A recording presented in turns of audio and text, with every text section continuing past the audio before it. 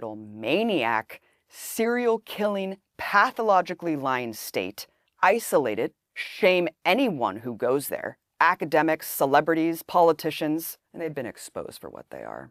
And Zionism's on its last leg. It only exists by the weight of its propaganda, and that propaganda has collapsed entirely. The world sees Israel for what it is, and it can't last for long in its current state. You cannot expect change in a society this far gone. It is full-throated fascist. And that's why they act the way they do, with full, total impunity, because they have no humanity left.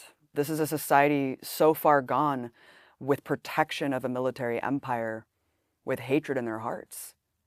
And we're seeing essentially the Fourth Reich today, marching forward, and there's no allied forces coming to save us. The Israeli Knesset just passed a law allowing the execution of Palestinian prisoners, but not Israelis. This is the true face of apartheid Israel. But this is nothing new.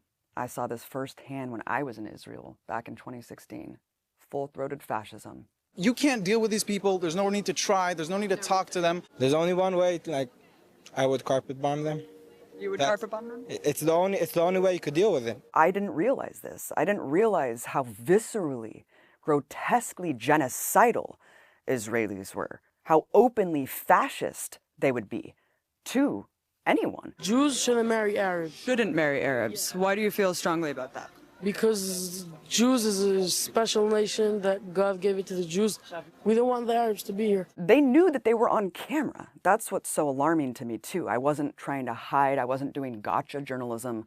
I was going up with a camera and saying, generally, what do you think about the situation? I think Israelis have to take over and they have to kick them away. I was so horrified and alarmed at the genocidal rhetoric that was being espoused. Every single person, for every generation, every walk of life, they wanted ethnic cleansing.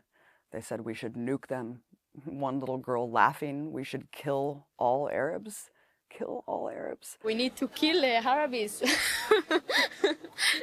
No. It shows you the impunity back then. The arrogance to just assume this is what you guys think too, right? You're an American, you agree with me. You guys have been doing the same thing. This is who we are. We're proud racists. We're proudly fascist.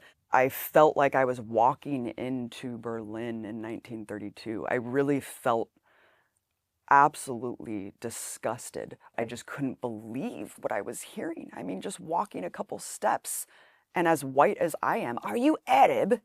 Are you Arab? And I'm like, what? I'm an American. Oh, good. We can talk about Arabs then. We can talk about how much we hate Palestinians. I saw the writing on the wall back then. I saw that there's no hope from within Israeli society. I went to rallies where they were calling to kick all the refugees out. You know, these were things that we're told Israel's a safe haven for Holocaust survivors, for genocide survivors. Well, why are all the African refugees put out in the middle of the Negev desert into a concentration camp? Why don't they want any African refugees there? They tokenize Ethiopian refugees, but then they make them take Depo-Provera birth control because they don't want them to reproduce. This is the nature of Israeli society. It's an ethno-state, and it's built on supremacy and hate, because that's what Zionism is. How many civilians have been killed in Gaza, from what you know? Who gives a shit? Okay, but don't you feel like, for example, children? Children grow up to be Arabs. You have to continue to expel, you have to continue to kill to keep that artificial majority in place. If you gave me a button to just erase Gaza, every single living being in Gaza would no longer be living tomorrow, I would press it in a second. I would press it right now. Give me that button and press it right now. There you go. And I think most Israelis would.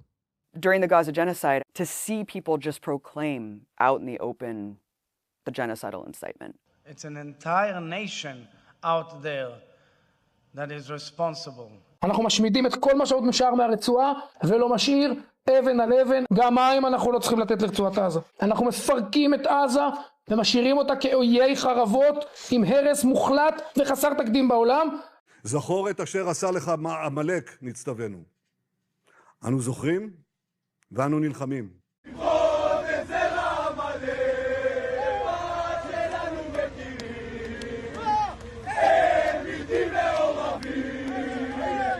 It was heinous and horrifying, but finally people saw Israel for what it is. It's all been exposed. They're not hiding anymore. כל ילד, כל תינוק בעזה הוא אויב. אני רוצה להעיף אותם, להשמיד אותם עד האחרון בהם. אם מעזה אתם תמשיכו לרעוב, תמשיכו למות, הבתים שלכם ימשיכו להישרף. אני לא חושב שיש מישהו במדינת ישראל, בארץ ישראל, שצריך לרחם על העזתים האלה. לא על מבוגרים, לא על קשישים, לא על צעירים ולא על ילדים. מבחינתי שירעבו למוות, מה אכפת לי מהם? אנחנו שורפים להם את הכפר. זה טוב שאנחנו שורפים להם את הכפר. Israel's propaganda is not working anymore because for the first time, Palestinians have been able to just show us the unvarnished truth of the reality that they endure on a daily basis. We see the settler terrorism. We see the people getting mowed down for doing nothing. We see the crimes every single day. You cannot hide genocide from us. So the propaganda has become cartoonish. I'm very puzzled by the constant concern which the world is showing for the Palestinian people and is actually showing for these horrible, inhuman animals. It's inverted just everything that we know to be true. Black is white, up is down. It's the most moral army in the world. We're a benevolent empire spreading human rights and democracy. Who the hell believes this anymore? So it's become silly. It's become absurd. The Israelis today saying that Hamas use Palestinians as human shields, do they? Killing the victims, then blaming the victims for killing themselves. I mean, what is this logic? They infantilize us. They treat us like children. This is a genocide happening in front of our eyes. We have, that word is, as you know, incredibly emotive, and the Israelis, as you know, will be saying that they are targeting Hamas only. It's become so obvious that we're being dictated to, that our reality is curated by tech overlords who are profiting off the infrastructure of genocide, of the surveillance of our lives. All of these things are interconnected. So the propaganda doesn't work anymore. It's too infantilizing and stupid. One day after describing it as a tragic mishap, Israel has now claimed a deadly double strike on a Gaza hospital was prompted by the discovery of a Hamas camera. A Hamas camera is why they blow up journalists at a hospital? Because they have a camera that was belonged to Hamas? I mean, it just makes corporate media journalists and establishment journalists look like buffoons, doesn't it? For towing this absurd propaganda that's so hollowed out and childlike. They should be ashamed of themselves. We have some really disturbing new information out of Israel. The Israeli Prime Minister's spokesman just confirmed babies and toddlers were found with their heads decapitated. There's no excuse whatsoever. They are complicit in this. But you see Israel buying up media outlets. We have to fight with the weapons that apply to the battlefields in which we're engaged. And the most important ones are the social media. And the most important purchase that is going on right now is TikTok. TikTok, number one. Do you see Israeli billionaires trying to tamp down on the narrative? They're desperate.